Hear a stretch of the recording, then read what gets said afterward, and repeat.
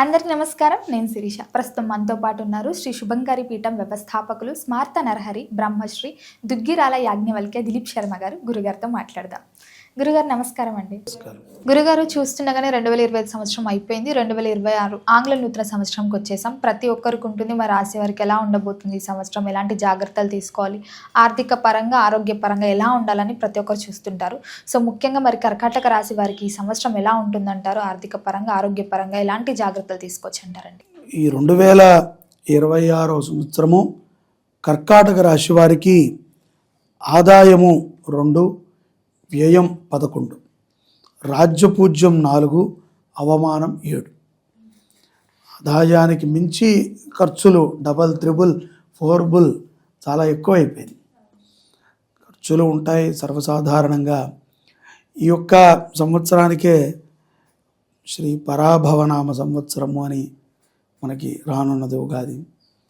చాలామంది అనుకుంటున్నారు కదా, ఈ పరాభవము అంటే కనుక ఏదో అంతా పరాజయాలే ఉంటాయి, మనకి అపరాజితాదేవి అనుగ్రహం కంటే కూడా పరాజితాదేవి అనుగ్రహం ఎక్కువగా ఉంటుంది.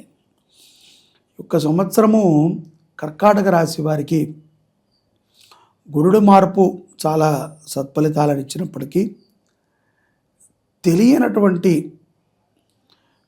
ఒక రకమైనటువంటి మానసిక వేదనకి ఎక్కువగా గురవుతారు ఈ కర్కాటక రాశిలో ఎవరుంటే వాళ్ళు. అది చెబితే నలుగురు సలహా ఇస్తారు, ఏదో హేళనగా మాట్లాడతారు అనే భావన ఒకటి ఉంటుంది. రెండోది, చెప్పకపోతే ఎట్లా, మరి ఇది చెప్పకపోతే నలుగురికి తెలిసిన విషయం కదా అడుగుతారు. కొన్ని సందర్భాల యందు అబద్ధాలని కూడా నిజాలుగా ప్రదర్శిస్తారు కర్కాటక రాశి వారు సందర్భానుసారంగా. కాబట్టి ఆలోచనతో విఘ్నతతో వ్యవహరించడం చాలా అవసరం. ఇక్కడ ఒకళ్ళ కోసం మనం బతకట్లేదు, ఒకళ్ళ కోసం మనం తినట్లేదు, ఒకళ్ళ కోసము మనము ఏ పని చేయట్లేదు. మనకి నచ్చిన పనిని మనము ఎంతో ఇష్టముతో ప్రేమతో చేస్తున్నాం. ఈ చేసేటువంటి పని మీద మనకి శ్రద్ధ, ప్రేమ, నమ్మకము కూడా ఉండాలి. ఉద్యోగస్తులు ఏదో బాస్ కోసం పనిచేస్తున్నట్టు ప్రవర్తిస్తే మాత్రం మీకు ఇంకో 10 ఏళ్ళు చేసినా మీరు గొడ్డు చాకిరీ చేయాల్సింది. ఇది నాది, నా వ్యవస్థలో నేనంటూ ఒక మైలురాయిని పొందగలగాలి అనుకుంటే తప్పనిసరిగా మంచి గుర్తింపు వస్తుంది. ఈ సంవత్సరము చాలా చక్కగా ఆలోచన రావాలి. అంతే తప్ప ఏముందిలే 150 మందిలో నేను ఒకడిని, నాకు జీతం ఇస్తున్నారు, నా నెంబర్ 16, నేను వెళ్ళి జీతం తీసుకుని వస్తున్నా, వాడు చెప్పిన పని ఏదో చేసి ఆడ పడేస్తున్నా అన్నట్టు ఉంటే మనం ఎదిగినట్టు కాదు. అది ఎప్పటికీ మన జీవితంలో మనకి సంతృప్తిని ఇవ్వదు. మన యొక్క ప్రవర్తనతో మనం సంపాదించిన సంపాదన, దానిని మనం ఖర్చు పెట్టేటువంటి పిల్లలు కానీ కుటుంబం కూడా అలాగే ఉంటుంది. ఎందుకంటే ఇదే కదా, ఈ శ్రమార్జితమే నీ పిల్లలు స్కూళ్ళకి వెళ్తుంది, ఈ శ్రమార్జితమే నీ తల్లి ఆరోగ్యానికి వెళ్తుంది, ఈ శ్రమార్జితమే నీ హాస్పిటల్ ఖర్చుకి వెళ్తుంది. సో దీని యొక్క ఫలితం వాడిని నువ్వు ఎంత ధిక్కరించి జీతం తీసుకున్నావు అంతే ధిక్కరింపుతో నీ కొడుకు చదువుతాడు, అంతే ధిక్కరింపుతో డాక్టర్ వైద్యం చేస్తాడు, అంతే ధిక్కరింపుతో రేషన్ వాడు రేషన్ ఇస్తాడు. సో ఇవన్నీ జరిగినప్పుడు ఈ యొక్క ఫలితం అంతా మన మీద ఉంటుంది. కాబట్టి శ్రద్ధగా ఉద్యోగం చేసుకునేటువంటి వారికి ఉద్యోగం మీద ఇది నా యొక్క లక్ష్మి, దీంట్లో నేను అభివృద్ధి చెందాలి, దీంట్లో నేను నా ప్రత్యేకతను చూపించాలి అనుకున్న వాళ్ళకి చాలా మంచి సంవత్సరంగా మనం చెప్పుకోవచ్చు. ఎవరైతే దానిని వాడుకుంటూ ఉంటారో వాళ్ళైతే కష్టపడాలి. వ్యాపారస్తులలో కూడా చాలామంది వీళ్ళతో కలిసి, కొంతమంది ఈ యొక్క కర్కాటక రాశి జాతకులతో కలిసి వీళ్ళ యొక్క కంపెనీకి సంబంధించినదో వ్యాపారానికి సంబంధించిన ప్రొడక్షను వేరే వేరే విధానాలలో అభివృద్ధి చేయడానికి ముందుకొస్తారు. అటువంటి వారితో కూడా కులంకషంగా చర్చించి నిర్ణయాలను తీసుకుంటాం మంచిది. ఏదో తొందరపాటుగా ఏదో వచ్చారు కదా, పోన్లే మనం ఎప్పటి నుంచో వెయిట్ చేస్తున్నాం, సరైన వాడా కాదా అని ఎంక్వైరీ చేయకుండా అతని మీద పెట్టుబడి పెట్టినా, అతనితో ట్రావెల్ చేసి వెళ్ళినా కొంత ఇబ్బందులు అయితే వీళ్ళు పడాల్సి వస్తుంది. సో దేన్నైనా క్లియర్గా తెలుసుకుని వీళ్ళు నిర్ణయం తీసుకుంటాం మంచిది. ఇక్కడ పెళ్ళైనటువంటి వారు సంతానం కోసం ఇప్పుడు కూడా వారికి ఒక సంతానం ఉంటే బాగుంటుంది, ఎవరికైనా ఉంటుంది కదా, ఎటువంటి వారికైనా. భార్యాభర్తల్లో భర్తకు లేకపోతే భార్యకు ఉంటుంది, భార్యకు లేకపోతే భర్తకు ఉంటుంది, ఎవరికో ఒకరికి వచ్చిన పిల్లవాడు ఉంటే మన ఇంట్లో మనకు కూడా సందడిగా ఉంటుందని. అయితే కొంత ఈ యొక్క గర్భకోశమైనటువంటి సమస్యలను కూడా ఈ సంవత్సరం మే ఏప్రిల్ దాకా కొంత ఉంటాయి. ఏప్రిల్ తర్వాత గర్భం వచ్చినటువంటి వారికి సత్సంతానం కలిగేటువంటి ప్రాప్తి ఉంటుంది. ప్రకృతిపరమైనటువంటి వైద్యాల మీద కూడా మీరు బాగా పరిశోధన చేస్తారు. అటువంటి వైద్యాలను చేయించుకుంటాం.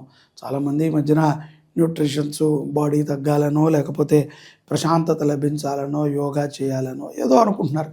సో అటువంటి ఒక ఆధ్యాత్మికమైనటువంటి చింతనలో కర్కాటక రాశి వారు కూడా ఈ సంవత్సరం జాయిన్ అవుతారు. కొంత మానసికమైనటువంటి ప్రశాంతతను కూడా పొందగలుగుతారు. ఆర్థిక పరముగా కూడా మార్చి నుంచి కొంత వనరులు పెరుగుతాయి. పూర్వ రుణాలని తెరుచుకోగలుగుతారు. గృహ సంబంధితమైనటువంటి విషయాల ఎందుకు కూడా బంధువులతో మిత్రులతో 1కి 100 సార్లు చర్చించి ఒక మంచి నిర్ణయాన్ని తీసుకుంటారు.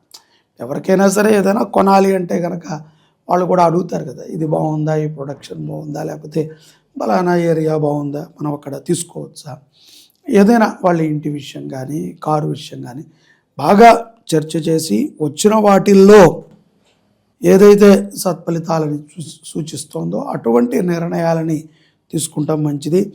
ఎవరికి కూడా అప్పు ఇవ్వకండి, అప్పిచ్చే వాళ్ళకి మధ్యవర్తిత్వం ఉండకండి.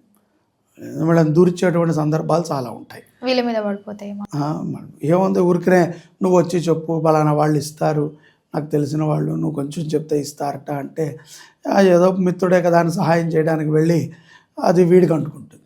అది ఎందుకంటే అందరూ మంచి వాళ్ళని మనం అనుకోవటం చాలా కష్టం. చక్కగా ఈ యొక్క సంవత్సరంలో సాంస్కృతిక రంగాల్లో ఉన్నటువంటి వారికి మంచి మంచి అవకాశాలు లభిస్తాయి. సెప్టెంబర్ తరువాత వారికి సన్మానాది కార్యక్రమాలు కూడా జరుగుతాయి. సో మంచిగా సమాజంలో సినీ రంగంలో ఉన్నవారు కానీ ఏదైనా కళలని నేర్చుకునేటువంటి వారు విద్యార్థులలో కూడా అండి, ఈ కర్కాటక రాశి విద్యార్థులకి స్పోర్ట్స్ వైపు ఎక్కువగా మక్కువ చూపుతారు. ఈ క్రీడా రంగాలు కానీ ఏదైనా ఆటలు ఆడటము ఇటువంటి వాటిల్లో ఎక్కువగా చూపుతారు. అటువంటి వారికి కూడా చాలా బాగుంటుంది. మిగతా వారు కూడా చాలా చక్కటి విద్యను అభ్యసిస్తారు. ఉన్నత విద్యలకై వీరు చేసేటువంటి కొన్ని ప్రయత్నాలు సఫలీకృతమవుతాయి. మంచి మంచి యూనివర్సిటీల్లో స్థానాలను పొందుతారు. ప్రమాదాల నుంచి ఇట్టే బయటపడతారు. భయభక్తి వీళ్ళకి ఏర్పడుతుంది. ఇక్కడ భక్తి ఉండటం వేరు, భయభక్తి ఉండటం వేరు.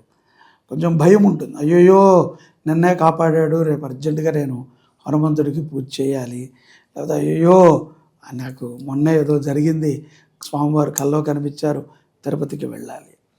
నేను చెప్పొచ్చేది ఏంటంటే కర్కాటక రాశి జాతకులు ఎవరైతే గనక ఈ మొక్కులు తీర్చుకునేటువంటి వాళ్ళు ఉన్నారో, ఏదైనా గతంలో మీరు ప్రామిసులు చేసుకుని ఉంటే అది ఈ సంవత్సరం సెప్టెంబర్ లోపు ఆ మొక్కులన్నీ తీర్చుకోండి.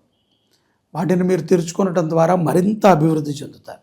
అంటే అదేదో పరమాత్మకి నువ్వు ఇవ్వటం వల్ల ఆయన నీకు ఇచ్చేది కాదు, కాకపోతే నీ మాట నువ్వు నిలబెట్టుకోవటం. ఆయనకో మాట ఇచ్చావు, ఆయనకి కదా ఇచ్చావు మాట, నిలబెట్టు. మనిషికి ఇచ్చిన మాట ఎట్లాగో పక్కన పడేస్తున్నాం, పరమాత్మకి ఇచ్చిన మాటనైనా నిలబెట్టుకుంటాం. అంతే తప్ప లంచం ఇస్తే మనకి ఆయన సర్వసుఖాలు ఇవ్వడు. నీ ప్రారంధానుసారంగా వస్తాయి. వచ్చినప్పుడు నీకు తెలియచేస్తాడు. దైవాన్ని నువ్వు ఆరాధన చేస్తూ ఉంటే కష్టం వచ్చే ముందు నీకు తెలియచేస్తాడు, జాగ్రత్త పడు సుమా అని. పట్టం కామను, ఈసారి పడ్డప్పుడు తలకి తగలకుండా ఏదో చిన్నగా గీసుకుంటుంది అంతే. పడకుండా అయితే అప్పుడు ఆయన పడతావు కదా, ఆ పడే దగ్గర ఏదన్నా కొంచెం నీకు మెత్తదనాన్ని ఇస్తాడు అంతే. అంతవరకే చేయగలడు తప్ప పూర్తిగా పడటం మానేస్తే అసలు భగవంతుడు ఉన్నాడన్న విషయమే మనం మర్చిపోతాం. పడేయాలి, పడేస్తేనే కష్టం. ఇది చిన్న చిన్న కష్టాలు సర్వసాధారణంగా వస్తాయి. వాటిని జాగ్రత్తగా మనం ముందుకు తీసుకువెళ్తూ ఆరోగ్యపరంగా కూడా కొంచెం వ్యాయామం చేయటము, కొంచెం ఛాతికి సంబంధించినటువంటి పరీక్షలని తరచుగా ఆచరణ చేయటము, డాక్టర్లు చెప్పిన విధంగా సలహాలని తీసుకుంటాం, మంచి ఆహారాన్ని తీసుకుంటాం, శాకాహారములో ఉండటము, అలాగే అన్నదానము చేయటము, అటువంటివి చాలా సత్ఫలితాలను వీళ్ళకి ఇస్తాయి. గురుగారు, మరి మొత్తం ఇది సంవత్సరంలో కర్కాటక రాశి వారు ఏ దైవాన్ని పూజిస్తే ఎలాంటి పరిహారాలు చేసుకుంటే బాగుంటుందంటారు? ఈ సంవత్సరము వీళ్ళు విష్ణుమూర్తిని ఎక్కువగా ఆరాధన చేయడం మంచిది. విష్ణు ఆరాధన, పూర్వకాలపు వెంకటేశ్వర దేవాలయాలు, అటువంటి దేవాలయాలలో ఏదైనా పానకము కానీ ప్రసాదాలను కానీ పంచిపెట్టడము, అలాగే శనివారము పూట అన్నదానము చేయటం, ఎక్కడైనా సరే అన్నదానాన్ని చేయటము, ఆవుకి ఏదైనా ఆహారాన్ని సమర్పణ చేయటము ఈ సంవత్సరం వీరికి సత్ఫలితాలను ఇస్తుంది. ముఖ్యంగా ఎన్నో కష్టాల నుంచి బయటపడేస్తుంది వీళ్ళని. గురుగారు, మొత్తం మీద 2026లో కర్కాటక రాశి వారికి ఎలా ఉండబోతుంది, ఎలాంటి జాగ్రత్తలు తీసుకోవాలో తెలియజేసినందుకు ధన్యవాదాలు.